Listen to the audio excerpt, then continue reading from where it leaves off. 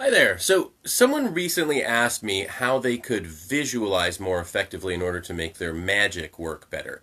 Now, visualization is something that is very important in a lot of forms of magic, and it's also very important in manifesting your desires in various ways through new thought, the power of positive thinking, the law of attraction, and all those sorts of things.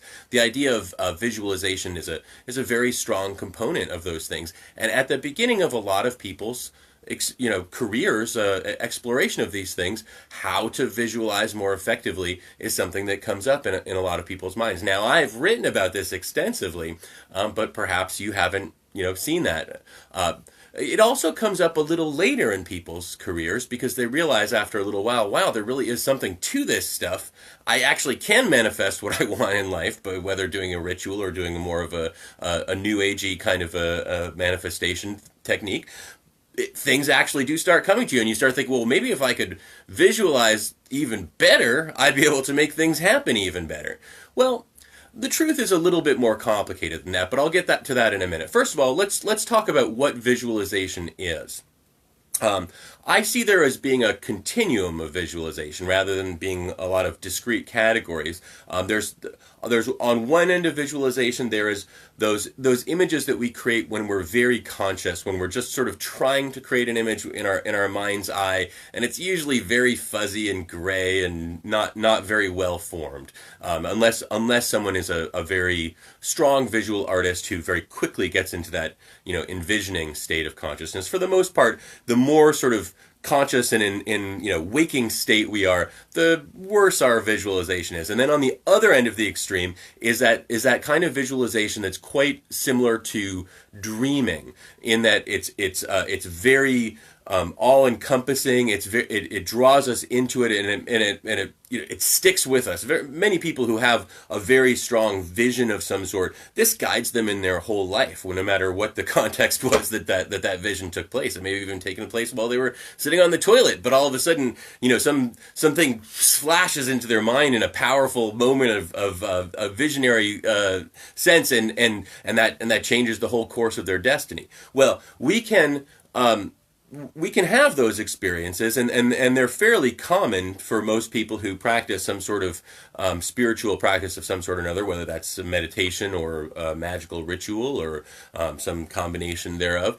But for the most part, when we're doing an activity in which we're trying to manifest something, whether that's us directing energy into something or creating a set of images that we want to launch into the higher consciousness in order for them to manifest, we're probably not in this space. And everyone kind of wants to be more in this space and finds themselves more in this space where they're struggling and it's just sort of gray. So to begin with, I'm going to give you a couple of simple tips that you can utilize to get from here to here, and those are these. First of all, I strongly recommend that you do not do this sort of work in a profoundly awake state, and I don't mean that you should be in a deep trance or that you should be on the borderline of sleep or anything like that, but just having moved your consciousness inward so that you're more focused on what's going on in your consciousness rather than around you is something that's going to automatically make you, significantly more up here in the more close to that, extremely vivid space. That is 100% true 100% of the time. There's no disputing that. Anyone who would like to dispute that is just they're barking up the wrong tree.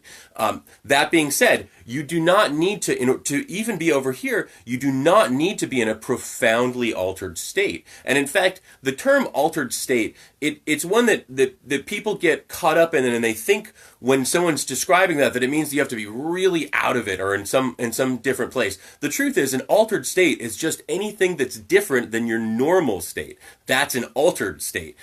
So we don't necessarily feel or act all that differently when we're in an altered state. Like, for instance, if you're walking along and you're having a fantastic day, and then you get a phone call, and someone tells you that something terrible happened to someone that you really care about, all of a sudden, whoosh, the world becomes gray, everything changes, and you are in an altered state. Conversely, if you're feeling kind of crappy and you get a phone call and someone says, "Hey, you just got a bunch of money," or like something, someone just got a promotion in your family and everything's fantastic, then you're all of a sudden you start walking on air and you're in a different altered state. All of those are altered states. It's not necessary for you to be in some sort of weird, whacked out state in order to be in an altered state. And so the altered state for visualizing is just simply a little bit more inwardly directed. It doesn't mean that you have any less cognitive function. And so there's a lot of people who feel like, oh no, when I do things there, I don't get in an altered state. Well, I guarantee if you're lighting candles and you're lighting incense and you're, putting on different clothing than you normally wear, you're in an altered state, buddy. No matter what you think is going on, you have altered your state outside of the norm of your consciousness. So, at any rate, that's step one. The second thing that's really important is that here the visionary state where you're really receiving a profound vision versus that conscious state. What's going on in this space is parts of your consciousness that are outside of your control are more and more taking the wheel. So when you do go inward and you allow yourself to move into that space, you're going more into that space where you're less consciously in control. That doesn't mean that parts of your consciousness aren't still running a lot of the show. It just means that they're not the parts of your consciousness that you normally associate with your personality. It's other parts of your consciousness. We don't need to define what those are, but let's just say that we'll call it your subconscious or your unconscious. I know some people don't like those words, but we'll leave it vague. But when you're here, things are coming into your consciousness that have nothing to do with what your expectations are. And when you're here, the only things that are coming into your consciousness are those things that you struggle to try and bring in. So the more that you can throw the baton over to this part of your consciousness, than this part, the more that you're going to have a vivid experience of inner conscious awareness. Now, the easiest way to do that, and I wrote about this in my book, The New Hermetics, is to simply ask your consciousness to produce something. Now, we aren't in a profoundly altered state, but if you're not driving or operating some sort of heavy equipment, I always say that. I don't know what kind of heavy equipment most people are operating these days, but if you're in a factory and you're currently running a lathe, please don't close your eyes. In any other circumstances, close your eyes for a second and try and conjure up the image of a leaf with your conscious mind, like a leaf from a tree. Just do your best, and chances are most of you, it's sort of a hazy gray thing. Now, here's the thing. Why don't you try and take a moment and remember the last time you saw a leaf on a tree, or a time when you saw like a maple leaf or some specific leaf, and recall from your memory that time. Now, chances are, even if it only comes for a short period of time, that image that is from your memory or from the part of your consciousness where memory takes place, whether it's a real memory or not, is going to be a lot more vivid than the one that you try to just conjure up with your conscious mind. So simply asking your mind to come up with with an image that is related to what it is that you're wanting to have happen is going to be way more powerful to begin with. Now, and here's the third thing.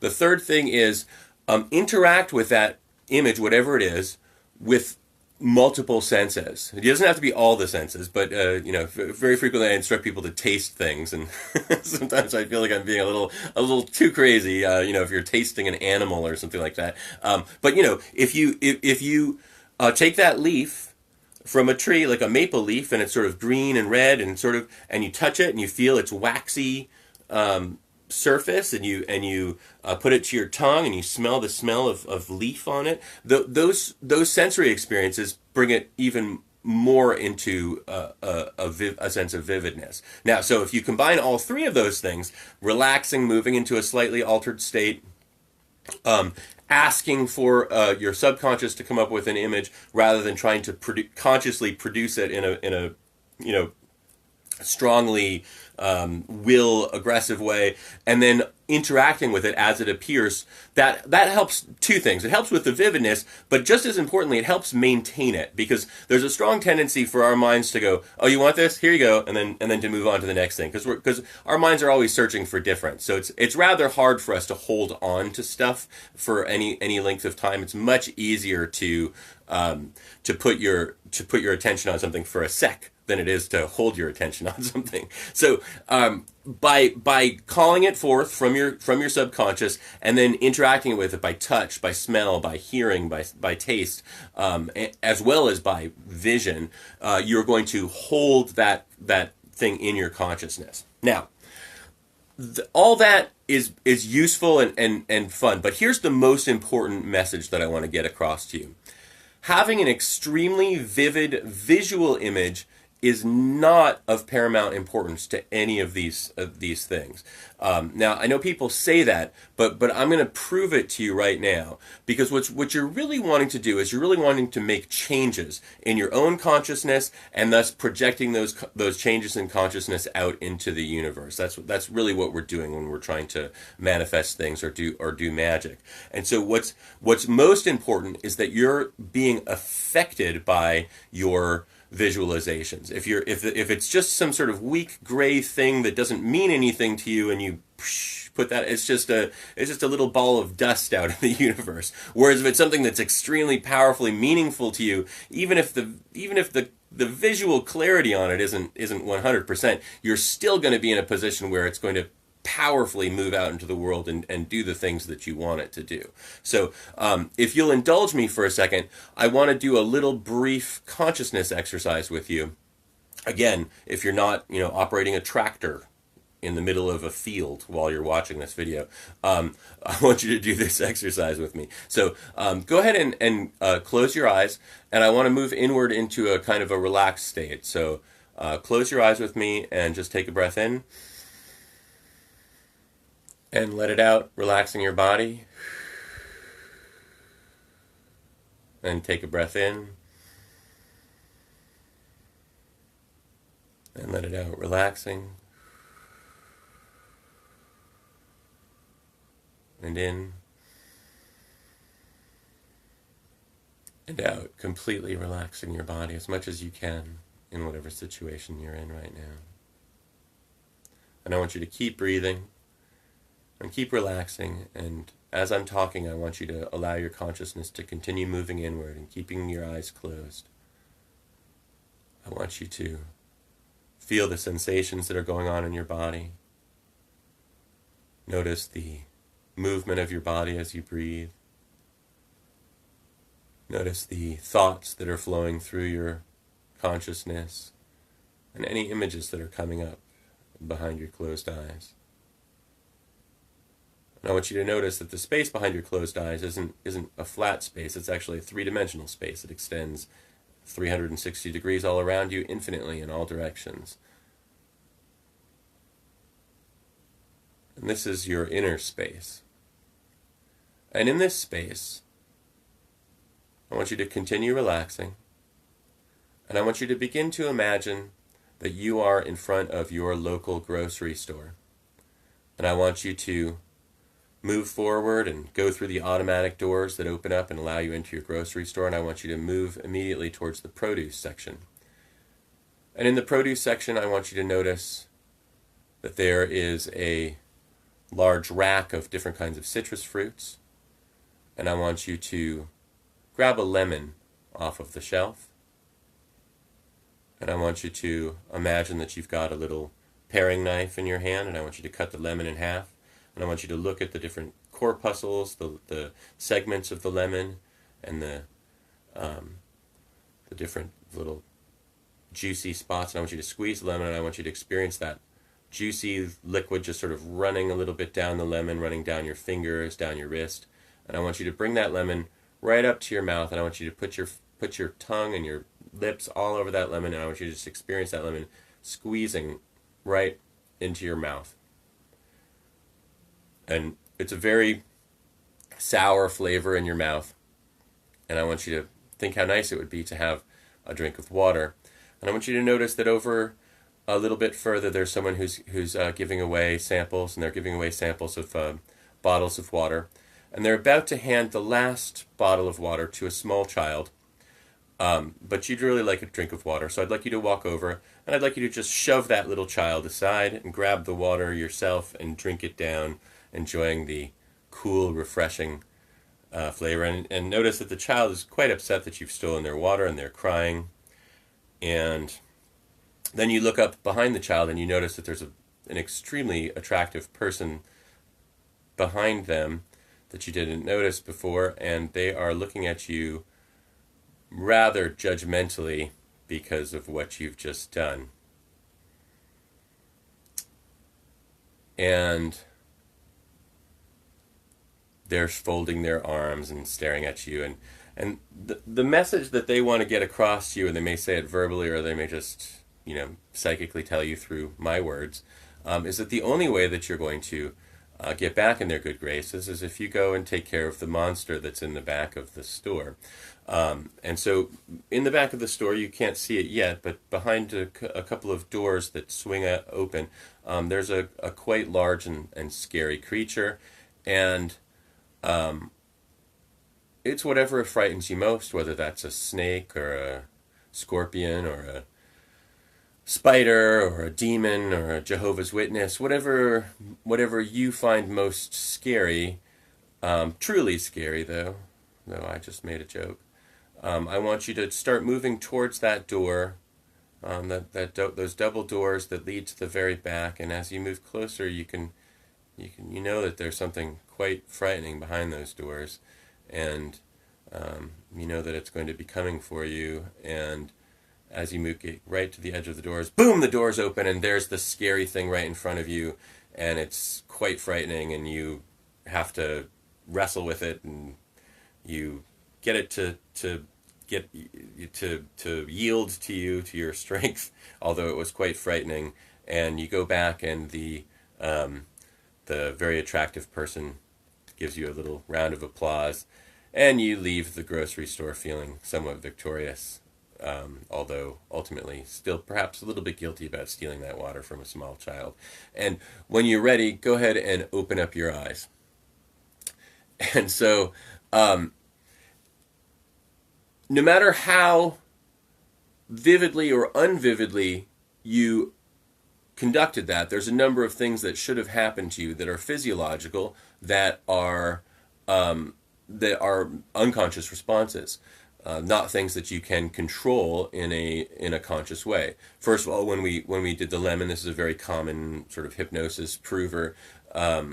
When we did the lemon, most likely you began to feel some saliva forming in your throat. That's not something that you can do just by saying saliva form. It actually can only happen when you have a physiological reaction to something in your consciousness. So if you were able to have saliva happen, that's an indication that you are more than capable of having a vivid enough visualization to have some effect. Now, the rest of the visualization was a little bit more sophisticated in the sorts of emotional things that were happening. Now, when you pushed aside the small child, hopefully you felt a sense of guilt, and most likely this produced a little bit of a sweat response. If you'd been on a galvanic resistance sort of lie detector, most likely we would have seen a spike there. But you should have felt that in your consciousness as well. And then when you saw a sexually attractive person who was looking disapprovingly at you, there should have again been a sense of perspiration and discomfort,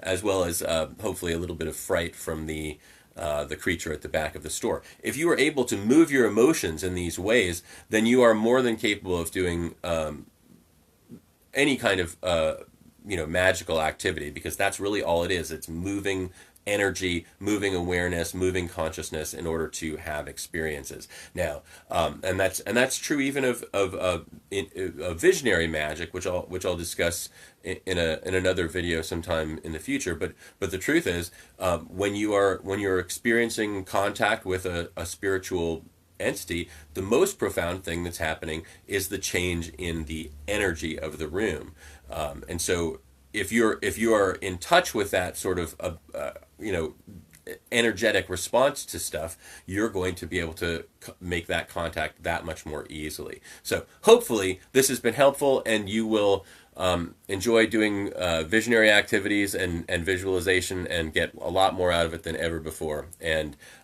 if you aren't, I want you to please subscribe to my YouTube channel. You can look me up, Jason Augustus Newcomb, and I will talk to you later.